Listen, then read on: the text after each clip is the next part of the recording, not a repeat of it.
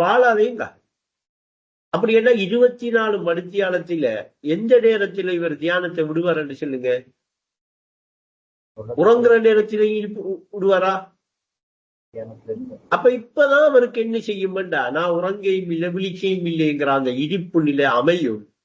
அந்த உறங்கி விழிக்கிறது இந்த உடல் தான் என்கிற அந்த ஆவது மலிவது மறுச்சியடா, இதை அறிந்து கொள்வது புரட்சியடா என்கிற நிலையும் அங்க உணரப்படும். அப்ப இப்ப இதுக்கு இவர் என்ன செய்ய வேண்டியிருக்கா, தினமும் விக்கிரிசை, தினமும் ஞாபகப்படுத்திக்கிட்டே இருக்க வேண்டிய அந்த உள்ளத்தை கொண்டாட வேண்டியிருக்கு. அப்படி அவருக்கு வராட்டி அவர் ஏகத்தில தரிச்சு இயன்ற வரைக்கும் நினைவுபடுத்தி பயிற்சி எடுக்கணும். பயிற்சி எடுத்துட்டாரண்டா அந்த பயிற்சி என்ன செய்யும் அவருக்கு அந்த 24 மணித்தியாலவு நாம உள்ளத்தால அந்த நிலையை மறக்க கூடாது. அதுதான் ஏகமா இருக்கிற நிலை, அது எந்த சொந்த நிலை. இந்த உதாரணத்துக்கு சொல்ல போனா, எங்கதான் நாம போனாலும், என்னதான் அரண்மனையில இருந்தாலும், எந்த நாட்டுக்கு தான் போனாலும், அந்த சொந்த இடம் சொந்த வீடு என்று எதை நினைச்சிட்டு இருப்போம்? அதை ஒவ்வொரு எப்பயாவது மறப்போமா? என்னதான் கட்டில படுத்தாலும் அந்த வீட்டுல வந்து அந்த நாம வளமையா படுக்கிற கட்டில், அது என்னதான் உடைஞ்ச கட்டில அடிக்கட்டும், பெட்ஷீட்டா அடிக்கட்டும், இல்ல பெரிய ஹைவேயா இருந்தாலும் மறப்போமா? ஏன் அது மறக்குது இல்லைன்னா, அது நமக்கிட்ட எப்படி உறுதிப்படுத்தப்பட்டிருக்கு, எப்படி நாம் அதை பழகிக்கமெண்டா, அது இந்த சொந்த இடம். எனக்கு அங்க இருக்கிற நிம்மதி இங்க இருந்தாலும் இல்லை. ஏன் காலையில ஒருத்தன் தட்டுவான், அங்கால ஒருத்தன் நிற்பான், இங்கால ஒருத்தன் இது செய்வான். ஏதோ ஒரு பிரச்சனையில நான் இருந்துகிட்டே இருப்பேனா இல்லையா? இங்க வந்து நான் இந்த சொந்த இடத்தை மறக்க நான் எல்லாம் போனா, ஆனா எல்லா இடத்தையும் போறேன். இப்ப நான் என்ன செய்யறேன்டா, இந்த விஷயத்துல சொந்த இடத்தை மறந்துதான் என்ன செய்யறேன். அப்ப ஏகமாக நான் இருக்கிறேன்ங்கிறது சொந்த இடம் வந்து சென்னா அந்த சொந்த இடத்தை மறக்காம இருக்கும். ஏனண்டா அதுல நான் ஏகமா இருக்கிறேன்ங்கிற அந்த இடிப்பை உணர்றதுக்கு, அந்த இடிப்புல சரிபடுறதுக்கு, அந்த இடிப்பை காண்றதுக்கு தானே நான் கட்டுண்ட நிலைக்கு வந்திருக்கேன். கட்டுண்ட நிலைக்கு வந்த உடனே இப்ப நான் அந்த நிலையை என்ன செய்யறேன், சொந்த நிலையை மறந்துடுறேன். இல்லாம நான் ஒவ்வொரு நாளும் போயிட்டும் வரேன். ஒவ்வொரு நாளும் வேலை முடிச்சிட்டு வீட்டை போயிட்டு தங்கிட்டு வர மாதிரி போயிட்டு வரணும் இல்லையா? அப்ப அத ஒஸ்தாது சொல்றாக, இந்த நிந்திக்கு இல்லாம அந்த நித்திரையை நீக்கி விட்டு அந்த நிம்மதியை தந்துடும். அப்ப அந்த நிம்மதியை தாரேண்டா அவர் என்ன செய்யணும், தினமும் எந்த நேரம் அதைத்தான் இப்ப ரவுக்குள்ளனோட பேசக்குள்ள சென்று உள்ளத்தோட செய்யற ஜிஹாத் என்று அது மறந்துகிட்டே இருக்கும். இப்ப நீங்க இன்றைக்கெல்லாம் காலையில இருந்து இரவு வரைக்கும் அதை எத்தனை நேரம் நினைவுபடுத்தினீங்க என்று பார்த்தா, ஒரு குறிப்பிட்ட அளவுல வறுமை அல்லாமல் அதிகமாக நாம் இன்றைக்கு நினைவுபடுத்தினோம்.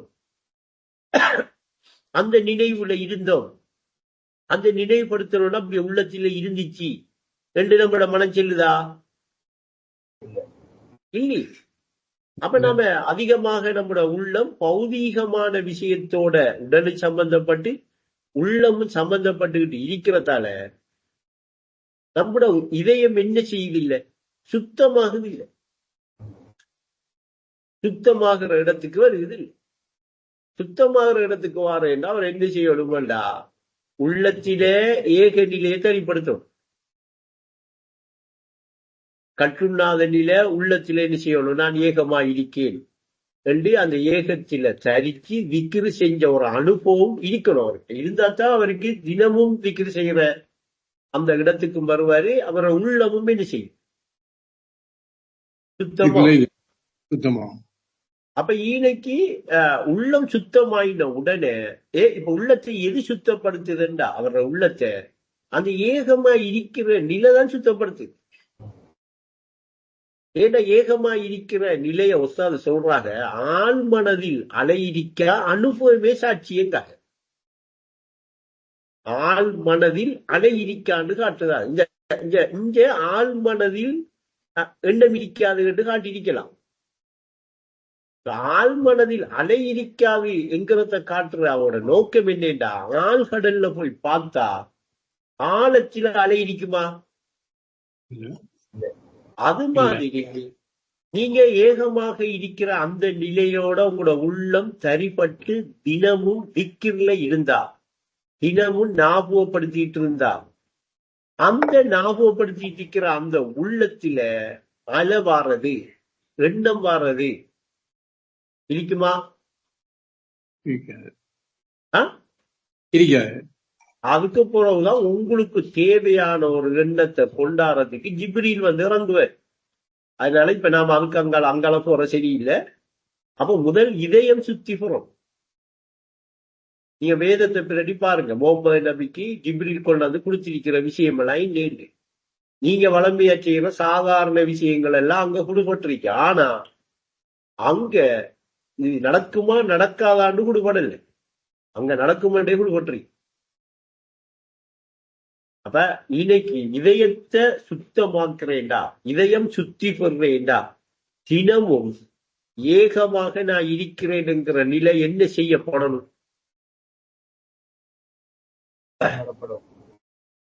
நினைவுபடுத்தப்படும், ஞாபகப்படுத்தப்படும், திக்ர் செய்யப்படும்.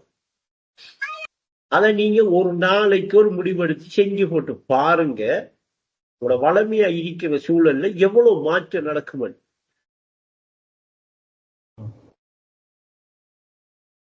நம்பணும், வேற ஒன்றும் செய்யலாம். நீங்க ஏகமாக இருக்கிறீங்க நான் உங்களை ஒரு ஆளை காட்டி சொல்றேன்னா, சும்மா அந்த கட்டுண்ணாம ஒரு ஏகமா இருக்கிற நிலைய நம்புங்கன்னு சொல்றேன். அப்ப விளங்குதரைப்பாய். அப்ப இது லேசான காரியம் என்று நினைக்கிறீங்களா? இப்ப நான் சொன்னதை செயற்படுத்துறது, இப்ப நம்மளோட உள்ளம் பூரணமா பௌதீக விஷயத்தோடைய சம்பந்தப்பட்டு பௌதீக விஷயத்தையே அதிகமாக நினைச்சு பௌதீகத்துடைய இருக்கிறதால இத கொஞ்சம் அதையெல்லாம் விட்டு கொஞ்சம் எடுத்து அந்த ஏகத்தில சரிக்க வைக்கிறேங்கிறது அவர்களுக்கு ஒரே ஒரு வார்த்தை மட்டும்தான் செல்லலாம். சாதனை வீரர்கள் அவர்தான் இந்த உலகத்திலேயே மாபெரும் காரியம் செஞ்சாங்க. அல்லாஹ் சொல்ற, வேதத்துல சொல்ற அந்த மிகப்பெரிய காரியம், மாபெரும் காரியம் செஞ்சாக்கள் அவர். லேசான வேலை இல்லை. நீங்க எவ்வளவுக்கு அதோட ஃபைட் பண்றீங்க, எவ்வளவுக்கு போராடுவீங்கிறதெல்லாம் தெரியாமையும் இல்லை. ஆனா உங்களோட வளமையான வேலையோட நீங்க அந்த நினைவையும் தரிப்படுத்தி உங்களோட செயற்பாடுகளும் போறதுக்கு பயிற்சி எடுப்பீங்களா? பயிற்சி வருமண்டா, நீங்க இப்ப இருக்கிற இந்த உலகத்தை ஜன்னத்தை பாப்பீங்க.